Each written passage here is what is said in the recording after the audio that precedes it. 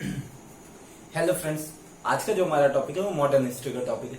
Last topic हमने complete कर दिया था, मुगल साम्राज्य के बारे में हमने पूरा डिस्कस कर लिया था, जो मुगल साम्राज्य के शासकों के बारे में।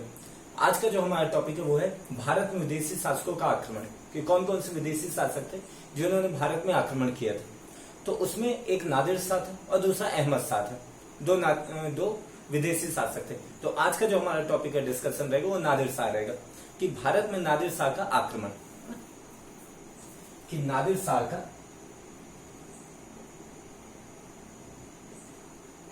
भारत में आक्रमण।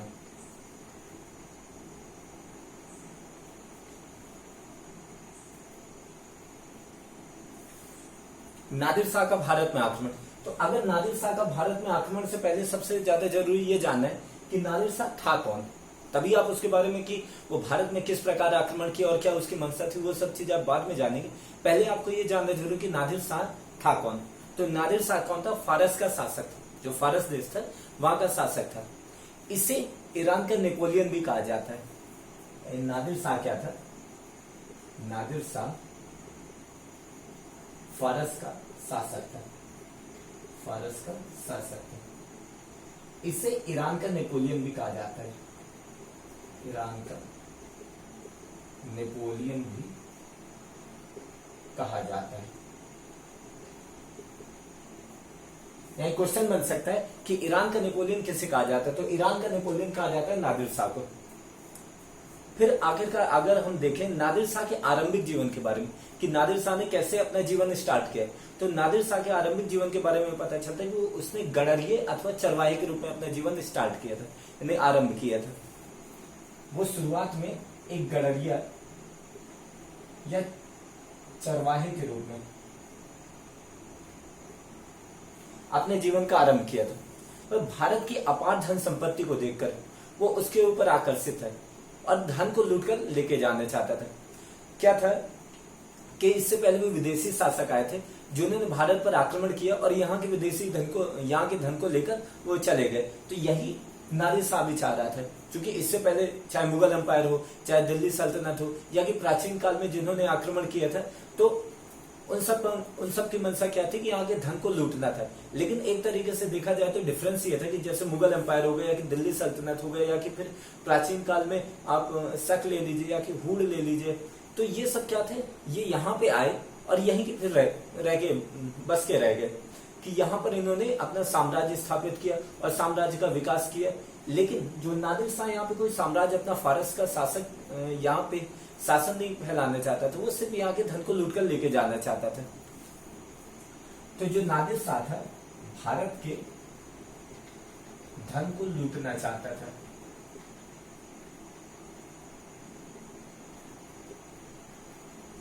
नादिर शाह जो था 1736 में, यानी 1736 में फारस का शासक बना, फारस का शासक बना।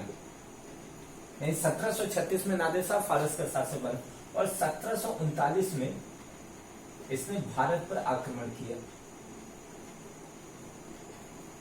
भारत पर आक्रमण किया। हालांकि भारत पर आक्रमण करने के लिए इसे मुगल दरबारियों ने ही निमंत्रण दिया था। यानी मुगल दरबारियों ने कहा था कि अगर आप भारत पर आक्रमण करते हो, अगर आप दिल्ली पर आक्रमण करते हो, तो आपको 20 लाख की जगह 20 करोड़ रुपए मिलेंगे, जिसके बारे में हम आगे डिस्कस करेंगे। तो भारत पर आक्रमण करने के लिए इसे मुगल दरबारियों ने ही कहा था, तब वो नादिर शाह ने दिल्ली पर आक्रमण किया था। तो ये हो गया। अब जब भारत पर आक्रमण करना है तो सबसे पहले भारत की जो सुरक्षा है, यानी जो अगर दिल्ली तक अगर आपको पहुंचना है, कोई भी विदेशी आक्रमणकारी अगर दिल्ली तक पहुंचना है, तो उसे सबसे पहले एक सुरक्षा पंक्ति होती थी, उसे तोड़ना पड़ेगा। जैसे सबसे पहले उसे काबुल पड़ेगा, फिर पेशावर पड़ेगा, फिर लाहौर पड़ेगा, फिर पंजाब पड़ेगा। तो इस प्रकार से इन सबको वो जीतते आएगा, तब वो कहीं जाके दिल्ली पर उसका शासन होगा। तो उसने सबसे पहले क्या किया कि उसे सबसे पहले गजनी नगर में प्रवेश करना था। तो उसने सबसे पहले गजनी नगर में प्रवेश किया। नादिर शाह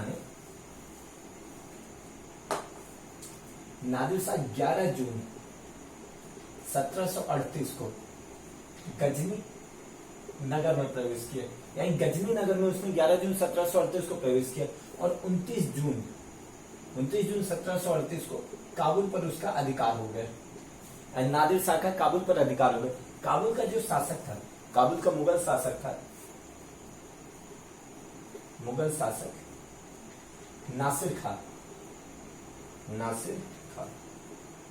नासिर खान ने बिना किसी प्रतिरोध के, यानी उसने कोई भी यानी कोशिश नहीं की कि मुझे नादिर शाह को हराना है, यानी बिना किसी प्रतिरोध के नादिर शाह के सामने उसने घुटने टेक दिए, उसकी अधीनता स्वीकार कर ली। नासिर खान ने अधीनता स्वीकार कर ली। किसकी? नादिर शाह की, नासिर खान ने। और नासिर खान ने क्षमा याचना यानी उससे माफी मांगी और बोला कि भैया मेरे को काबुल और पेशावर की आप गवर्नरी दे दो। तो फिर नादिर शाह ने नासिर खां को काबुल और पेशावर की गवर्नरी दे दी। अब ये गवर्नरी मिल गई, यानी एक तरीके से काबुल पर अधिकार हो गए। अब काबुल पर अधिकार करने के बाद वो सिंधु नदी को पार करेगा, यानी इंडस जो रिवर है उसको पार करेगा। तो नादिर शाह ने कटक के स्थान पर उसने सिंधु नदी पार किया। अब सिंधु नदी पार करने के बाद उसके सामने सबसे पहले क्या है कि लाहौर आए। अब उसे लाहौर को जीतना था, तो उसने लाहौर को जीता और लाहौर के गवर्नर ने भी अधीनता स्वीकार कर ली। नहीं भाई कि लाहौर को जीता और लाहौर के गवर्नर ने भी अधीनता स्वीकार कर ली। अब जब लाहौर भी उसके अधीन आ गए तो अब उसका अगला आक्रमण कहां पे होना था? अगला आक्रमण उसका पंजाब में होना था। यानी पंजाब में उसने फरवरी 1739 में उसने पंजाब पर आक्रमण किया। यानी नादिर शाह ने फरवरी 1739 में पंजाब पर आक्रमण किया। अब जब पंजाब पर आक्रमण किया तो ये बात सुन के जो मोहम्मद शाह था, उस टाइम का जो मुगल शासक था, वो घबराया और उसने बोला कि भैया अब जब पंजाब पर आक्रमण हो गया तो इसके बाद दिल्ली पर कभी भी आक्रमण हो सकता है। तो दिल्ली पर आक्रमण करने से पहले उसने क्या किया कि जाकर पंजाब में अपने साथियों के साथ, अपने सेना के साथ वो पंजाब गया और वहां प्रसिद्ध करनाल का युद्ध हुआ। यानी प्रसिद्ध जो करनाल का युद्ध हुआ था, अब उसके बारे में हम डिस्कस कर लेते हैं, ये इंपॉर्टेंट है।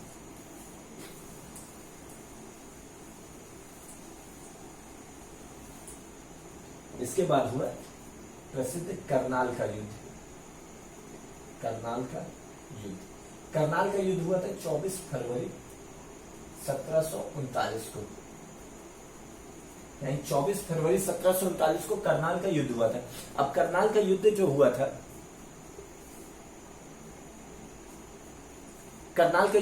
वो 24 फरवरी 1739।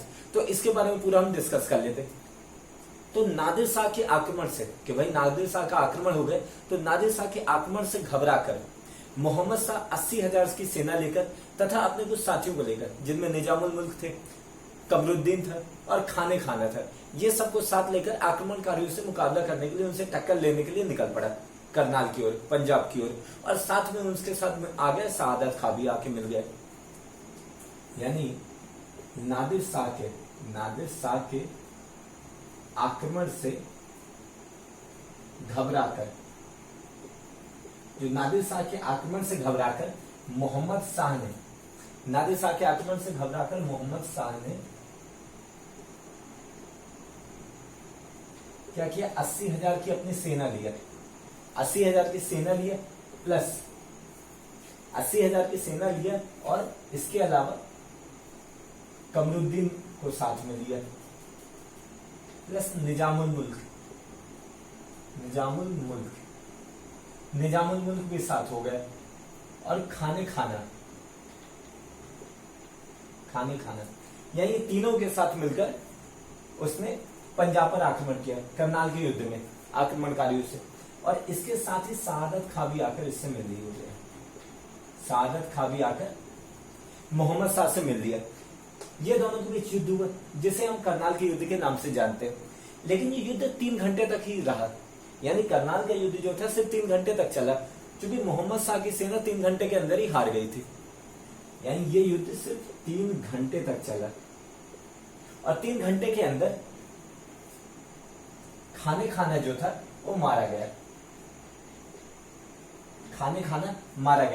और सादत खां जो हो गया था वो बंदी बना लिया गया था, बंदी बना लिया गया था। भाई ये दोनों के बीच में युद्ध हुआ और 3 घंटे तक चला और इस युद्ध के दौरान खाना मारा गया और सादत खां बंदी बना लिया गया।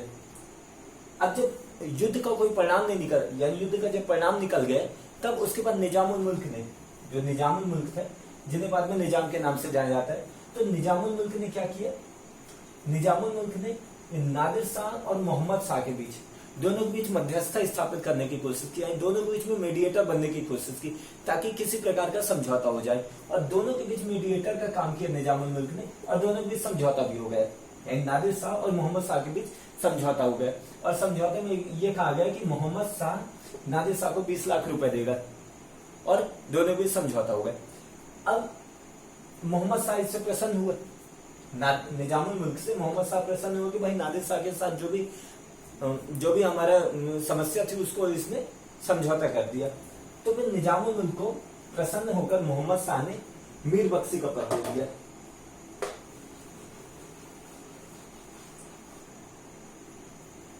यानी कि निजामुल मुल्क को मीर बख्शी का पद मिल गया। खुश होकर मोहम्मद शाह ने निजामुल मुल्क को मीर बख्शी का पद दे दी, लेकिन जो मीर बख्शी का पद सादत खां भी चाहता था, मीर बख्शी का पद सादत खां भी चाहता था, सादत खां भी चाहता था कि उसे मीर बख्शी का पद मिले। अब चूंकि मीर बख्शी का पद इसलिए मिला था क्योंकि खाने की मृत्यु हो गई थी और मीर बख्शी पहले खाना था, तो अब खाने की मृत्यु के उपरांत मीर बख्शी का पद निजामुल मुल्क को दे दिया, लेकिन सादत खां भी मीर बख्शी का पद चाहता था। तो सादत खां नादिर शाह के पास चला गया। नादिर शाह के पास जाकर उसने बोला कि भैया आप जो है मोहम्मद शाह के साथ आपने समझौता कर लिया, लेकिन ये समझौता सही नहीं है। अगर आप दिल्ली पर आक्रमण करते हो तो आपको 20 लाख नहीं बल्कि आपको 20 करोड़ रुपए मिलेंगे। सादत खां नादिर शाह के पास गया और बोला कि अगर आप दिल्ली पर आक्रमण करते हो तो आपको 20 लाख रुपए नहीं बल्कि 20 करोड़ रुपए मिल सकते हैं, 20 करोड़ मिल सकते हैं। तो फिर ये सोचकर नादिर शाह ने दिल्ली पर आक्रमण किया और 20 मार्च 1739 को दिल्ली पर नादिर शाह का अधिकार हो गया। यानी 20 मार्च 1739 को दिल्ली पर किसका, नादिर शाह का अधिकार हो गया। अब जब नादिर शाह का दिल्ली पर अधिकार हो गया, नादिर शाह का दिल्ली पर अधिकार हो गया, तो नादिर शाह के नाम के खुतबे पढ़े जाने लगे और उनके नाम के सिक्के ढाले जाने लग गए। नादिर शाह के नाम के खुतबे पढ़े जाने लग गए तथा उनके नाम के सिक्के ढाले जाने लगे। इसके साथ ही फारस साम्राज्य की स्थापना हुई और मुगल साम्राज्य यहां से समाप्त हो गया। यानी ये बोल दिया गया कि भाई मुगल साम्राज्य यहां से खत्म होता है और यहां से फारस साम्राज्य, फारस एम्पायर स्टार्ट होता है। लेकिन इसी बीच अफवाह फैल गई कि नादिर शाह की मृत्यु हो गई, यानी नादिर शाह क्या हो गए, मर गए। जब नादिर शाह की मृत्यु की यह अफवाह फैली तो फिर पूरे नगर में क्या विद्रोह फैल गया और नगर के विद्रोह में 700 सैनिक मारे गए। नादिर शाह के 700 सैनिक मारे गए, यानी विद्रोह में नादिर शाह के 700 सैनिक मारे गए। अब जब नादिर शाह के 700 सैनिक मारे गए तो नादिर शाह ने भी बोल दिया कि भाई हम भी अब मारेंगे, मोहम्मद शाह के लोगों को मारेंगे। तो इस तरीके से नरसंहार का आदेश दे दिया।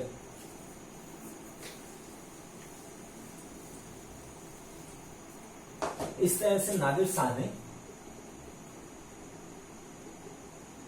नरसंहार का आदेश दे दिया, जिसके तहत 30,000 लोग हताहत हुए। यानी जो नरसंहार हुआ था उसमें 30,000 लोग घायल हुए थे। अब मोहम्मद शाह था, मोहम्मद शाह के अन्य विनय के साथ, यानी मोहम्मद शाह ने क्या किया, प्रार्थना किया नादिर शाह के सामने कि भाई आप किसी प्रकार से नरसंहार को रोक दीजिए। तब उसके बाद नादिर शाह ने नरसंहार को रोका।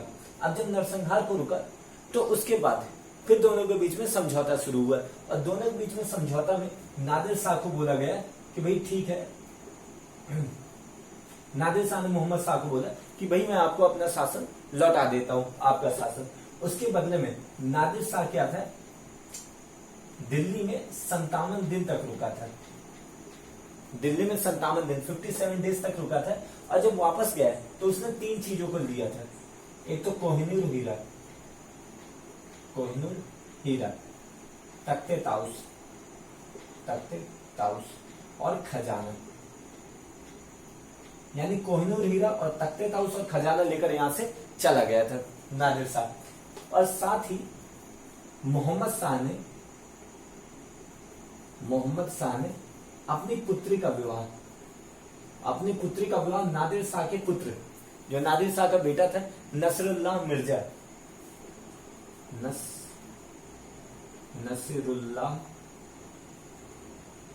के साथ कर दिया। और नादिर शाह को इसके अलावा क्या मिला? कश्मीर तथा सिंध के प्रदेश मिले थे। कश्मीर तथा सिंध के प्रदेश मिले थे।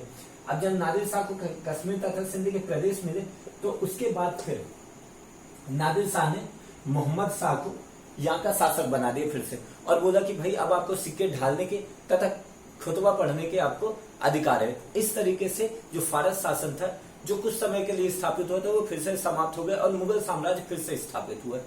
तो इस तरीके से हमने जो था कि नादिर शाह का आक्रमण का जो टॉपिक था उस चीज को डिस्कस कर लिया। तो ये लेक्चर हमारा यहाँ पे कंप्लीट होता है। So thank you very much for this lecture.